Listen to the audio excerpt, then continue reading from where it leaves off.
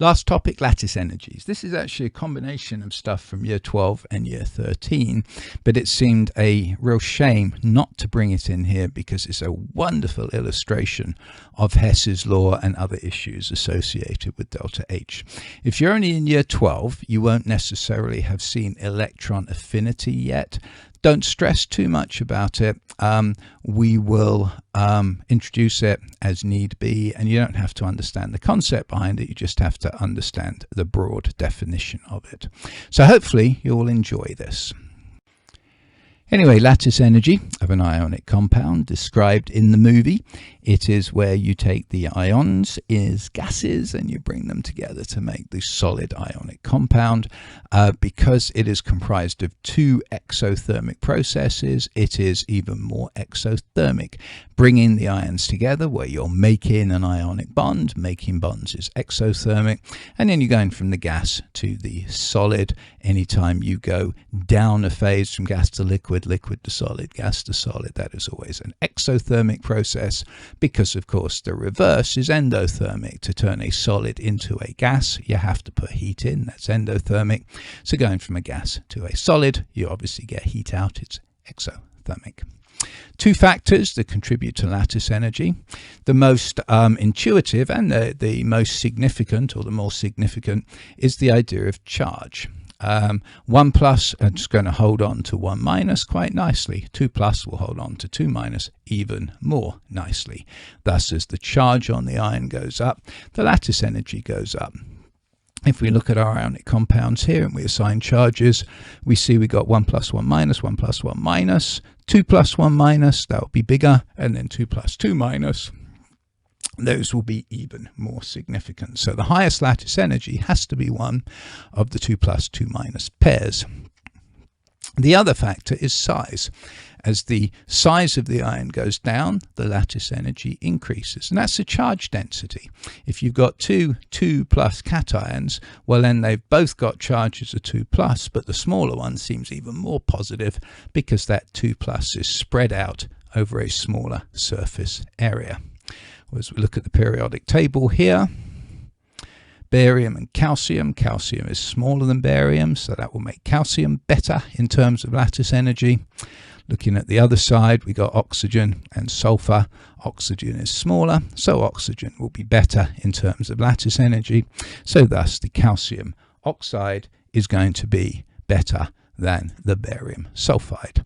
If you were to ask me which would be better if I mix those up, comparing calcium sulfide and barium oxide, I don't know off the top of my head. I'd look it up. That's what tables are there for. But the general trends hopefully illustrated nicely here.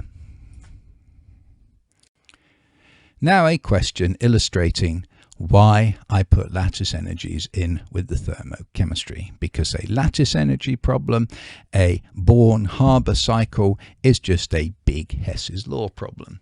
So anyway, here's a whole bunch of data taken from some data tables. Got the heat of formation of AlF3. Well, as you know from earlier in this module, the heat of formation is making 1 mole of a substance, in this case AlF3, from its elements, aluminum and fluorine in a natural state, solid aluminium, and 3/2 F2, because F2 gas is the natural state of fluorine. And we got lattice energy. Well, as defined in this particular part of the module, lattice energy is when you make the solid ionic compound from its ions as gases. So cation is Al3+, there's gaseous Al3+. The anion is fluoride, which we have three fluorides. Then we've got some ionization energies defined in a separate module that you may or may not have watched or may not have remembered. Ionization energy is the energy required to remove an electron. Now, the IE2, the second ionization energy of aluminium, we've already removed 1 electron. This is the energy for the second one. So that's Al+, already removed 1 electron, removing another one to take it to Al2+. And then this is obviously third ionization energy to remove the third electron. There we got the ionization energy of fluorine, not something you often see, removing an electron from fluorine. And you can see it's really big, really tough to remove an electron from fluorine. Now we have electron affinities. The electron affinity is, some people call the opposite of ionization energy. It's not, right? The electron affinity is where you take a species, in this case F, and you give it an electron. So F plus an electron goes to F minus. Most electron affinities are exothermic. There are exceptions, of course, but most are exothermic because you've got an atom, it's got a positive nucleus, given an electron, that electron will go, oh, I'm negative, I see a positive nucleus, that's a nice thing, you're making an attraction, and so most of them are exothermic. However, you have to worry about squeezing that electron in amongst other electrons, and so even though the first ionization of fluorine is exothermic, here's the second ionization energy. So that's F minus gaining another electron. It's very endothermic. And even more endothermic would be F2 minus gaining an electron to make F3 minus. Heat of vaporization, one of those special delta H's, going from solid aluminium to vapor because we're vaporizing it, so gaseous aluminium. Then the bond energy of F2, well, that's where you've got F2, a molecule of F2. The bond energy is defined as the energy you have to put in to break the bond, so it's endothermic. And if we're breaking a bond between two F atoms, we're going to get two F atoms out at the end. So what we have here are 10 equations. Okay, just like earlier on in this this series of videos doing the worksheet, we had equations that we could put together to get an overall equation. Well, the overall equation we want here is the first ionization energy of aluminium. The equation for that is where we take gaseous aluminium and we remove an electron to make Al+. And hopefully you can see, before I even move to the next slide, that we've got ALs floating around in there. There's some solid AL, there's some gaseous AL. We got some AL pluses there, but we also got some AL2 pluses and 3 pluses. We got some ALF3s, we got some Fs. I mean, a whole jumble up of fun things to use here. But when it's all said and done, here are the 10 equations I have at my disposal. Here is the equation I want. So I'm just going to solve this in just the same way that I solved the problems earlier in the worksheet. So I'll start off by saying I would like an aluminium in the gas phase. Do I have an equation that's got aluminium in the gas phase? And the answer is yes, equation 9's got aluminium in the gas phase.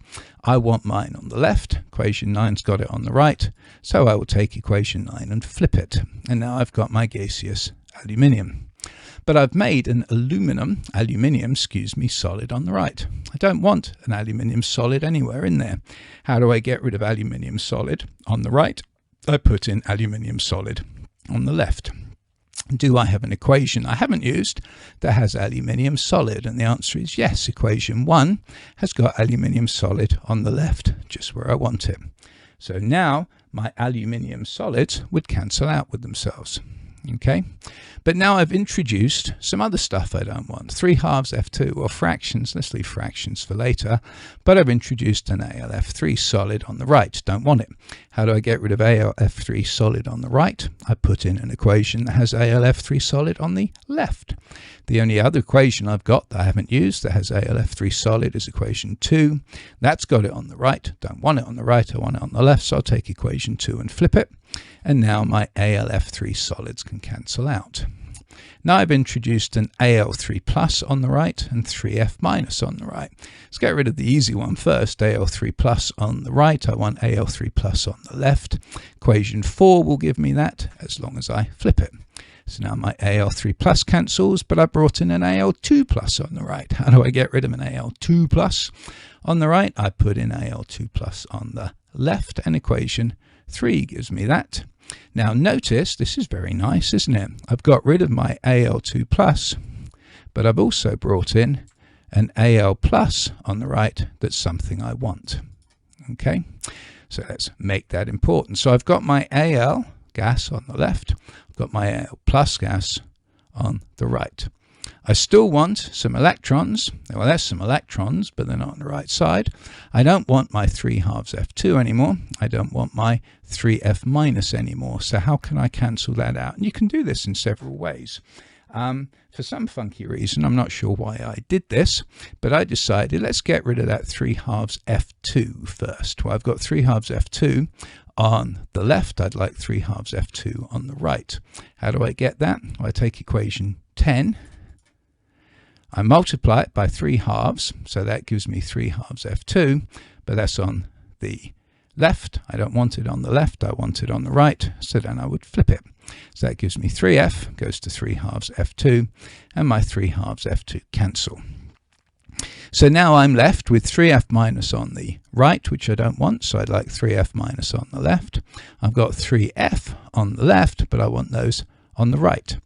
So if we looked for something that's got F and F minus, because that would seem to be something related, we can find equation 6. I'm going to have to take equation 6, multiply it by 3. That will give me 3F on the left and 3F minus on the right, but that's not, of course, how I want it, so I then have to flip it. And I get 3F minus on the left to cancel out, 3F on the right to cancel out. And now look at the electrons. I'd like an electron on the right. I've got 3 electrons on the right, but I also have 2 electrons on the left, so those 2 electrons on the left will cancel out with all but 1 electron on the right. Add all that together and I get what I wanted. Al gas plus Al plus gas, Al gas goes to Al plus gas plus an electron. Now, in order to get what I wanted, which is the energy for this, I take the energies of all the equations that I used. I used equation 1, 2, 3, 4, 6, 9, and 10. These other ones were, of course, redundant equations. I'll come back to that at the end. But these were the equations I was given. So, for example, equation 9, which was the heat of vaporization of aluminium, was 290. But I didn't use equation 9 as was, I flipped it. And so when I flip it, I'll get minus 290. Equation 1 I did use as given. Equation 2 originally was minus 6,150. That was the very high lattice energy of aluminium fluoride, but I flipped it to give me plus 6150.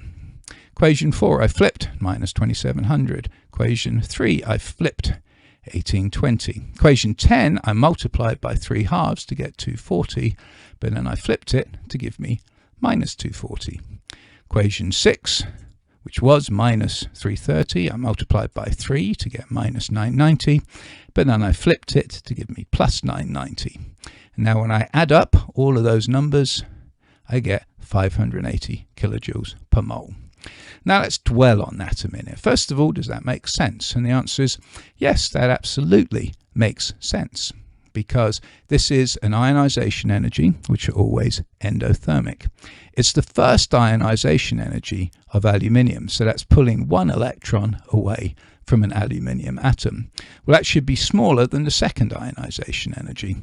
Well, the second ionization energy, which was equation 3, was originally 1820, and that of course is smaller than the third ionization energy, which was originally equation 4, for which the energy was 2700. So this makes sense size-wise and charge-wise. Now let's also look at what I didn't use. I used equation 1, 2, 3, 4. Didn't use equation 5. Equation 5 is the ionization energy of fluorine. Well, fluorine becomes an anion, not a cation. So I'll probably never ever use the ionization energy of fluorine. Fluorine wants to become an anion. And there it is in equation 6, which I used, the electron affinity of fluorine. But there was the second and the third electron affinities that I did not use. That's because F minus, well, that's complete. It's a noble gas configuration. That's what fluorine does. It makes fluoride. It doesn't make F2 minus and it doesn't make F3 minus. So again, those redundant information because I would never use them. So anyway, there is a fun lattice energy question. Last question on the worksheet's almost redundant. To calculate lattice energy of potassium fluoride, potassium is a cation, fluoride is an anion. So therefore, I would need the bond dissociation energy of fluorine, making those fluorine atoms, which I turn into the anions. I'd need the enthalpy of vaporization, turning potassium from a solid to a gas, because of course everything is done in the gas phase calculationally. First ionization energy of fluorine, no, I never mess with fluorine cations, so I wouldn't ever want to use that one. Enthalpy of formation of KF, absolutely, because that's how I do it. I say, well, I can go from the elements in a natural state to the solid ionic compound, which I can go via all those other permutation things, turning the K into a gas and then ionizing it, turning the fluorine into fluorine atoms, then ionizing them. Okay, so you never use the first ionization of what's going to be your anion. In the same way, we would never have used the electron affinity of potassium. Hope this all made sense.